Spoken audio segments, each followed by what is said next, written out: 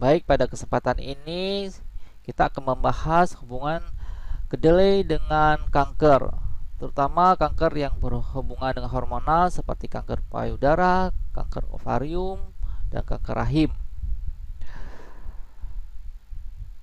Jadi, apakah kedelai mempengaruhi estrogen? Kita akan membahas dalam beberapa penelitian. Kemudian, apakah fitoestrogen mempengaruhi perkembangan dari sel kanker? Kita lihat bahwa kedelai adalah jenis leguminosa atau kacang-kacangan yang sumber protein nabatinya cukup populer dan sering kita gunakan. Kedelai itu bisa diolah menjadi kecap, tahu, tempe, tauco, susu, dan berbagai macam produk lainnya. Kita lihat insiden dari kanker payudara di berbagai negara di Eropa, Amerika, Afrika, lebih tinggi di Amerika ya.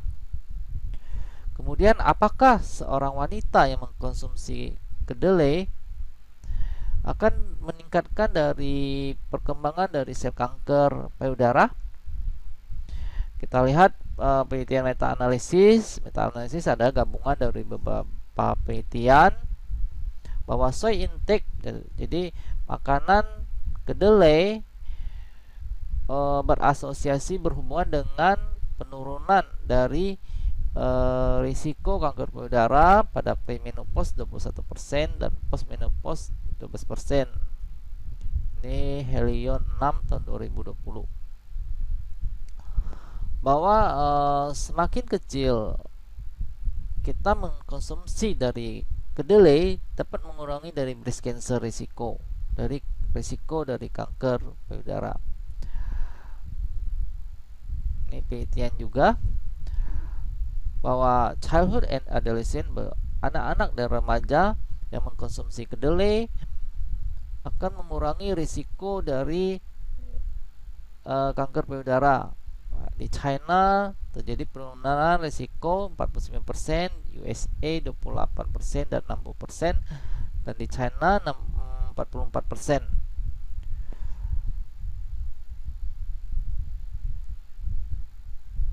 Kemudian menurut Institute for Cancer Research, American Cancer Society, Canadian Cancer Society, World Cancer Research Fund, American Institute for Cancer Research, kemudian Europa Food Safety Authority, kemudian DFG, bahwa soy is safe.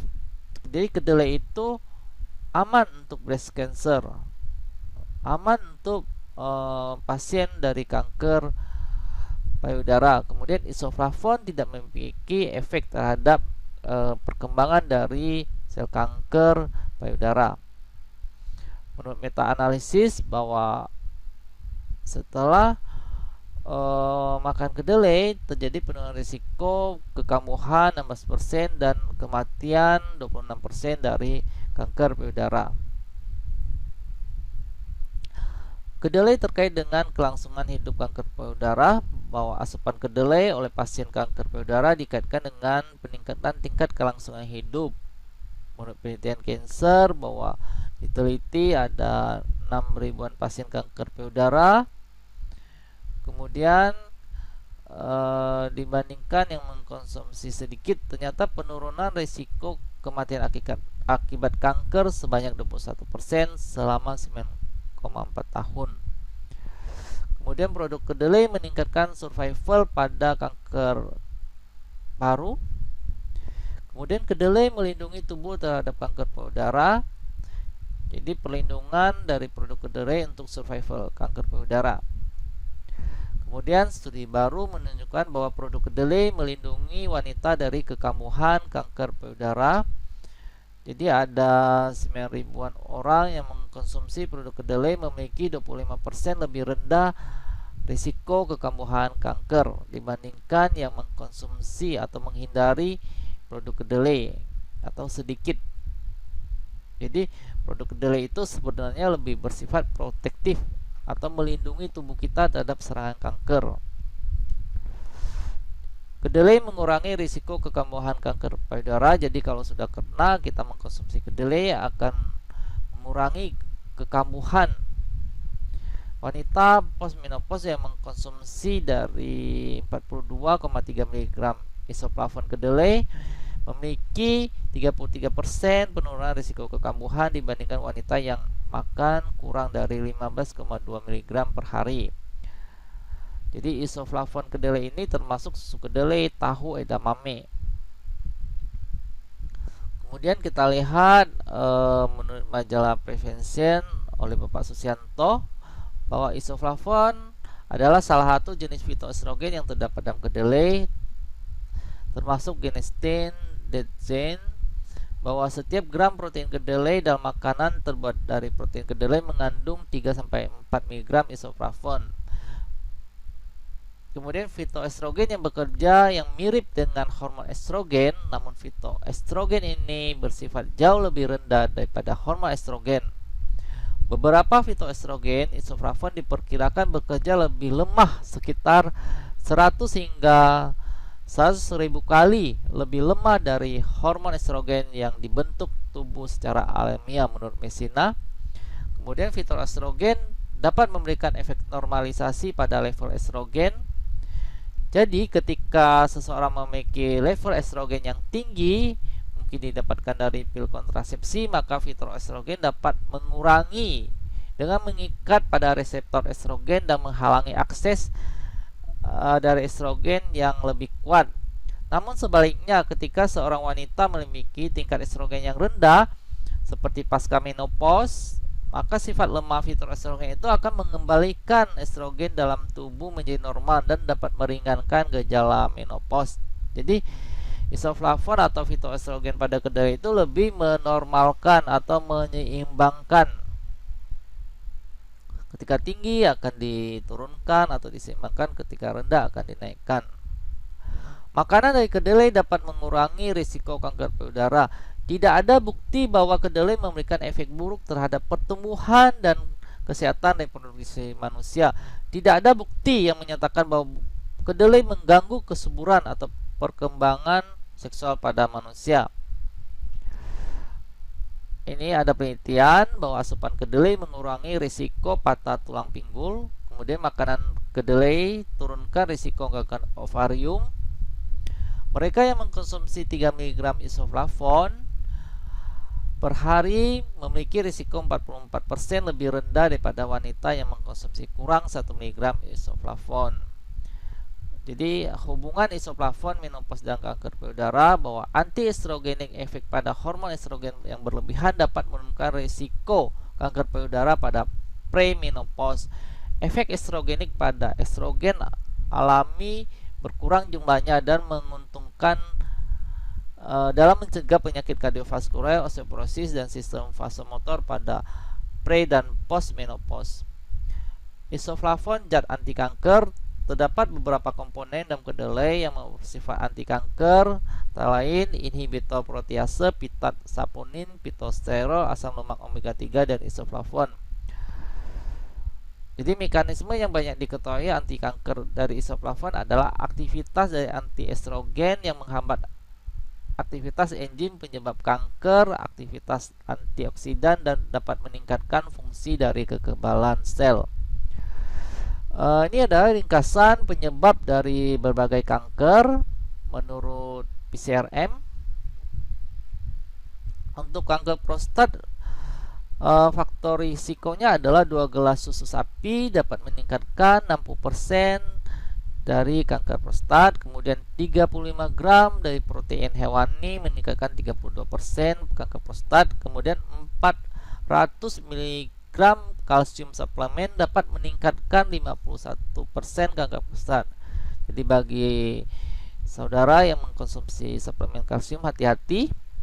Kemudian yang meningkatkan risiko dari kanker kolorektal adalah alkohol 2-3 gelas per hari.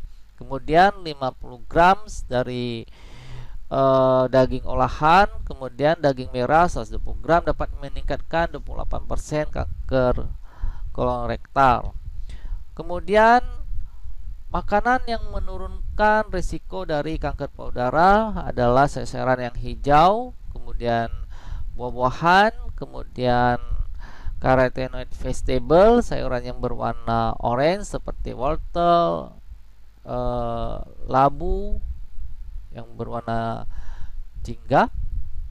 Kemudian natural soy food.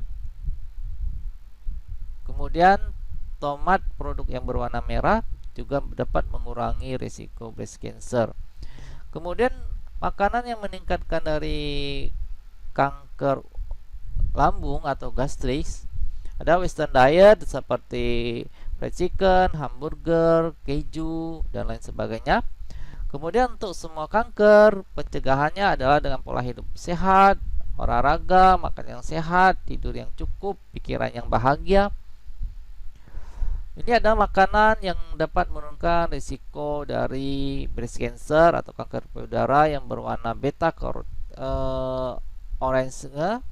Jadi memiliki beta karoten yang tinggi seperti labu, seperti melon, kemudian pepaya, tomat, mangga, aprikot, jeruk.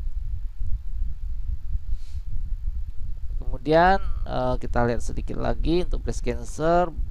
Ini adalah yang paling tinggi di US sama tadi.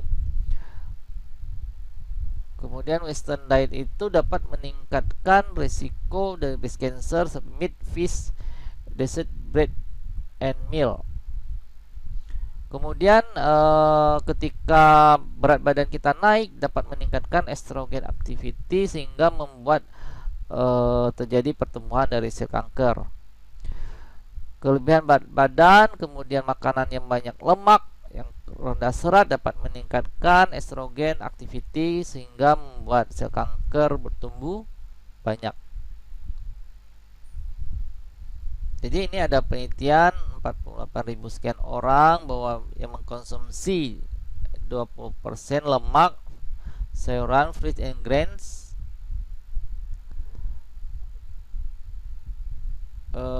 kemudian di follow up ini tingkat kematiannya,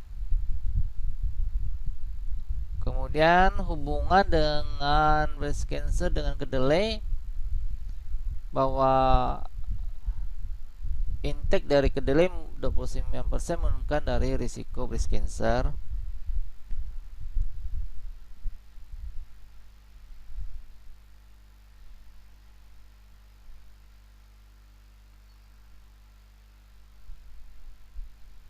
Jadi mengurangi lemak dapat meningkatkan survival dari kanker payudara, mengurangi lemak dari makanan meningkatkan survival kanker payudara, makan sayur-sayuran, buah-buahan, dan olahraga meningkatkan survival, makan kedelai 2 porsi per hari meningkatkan survival.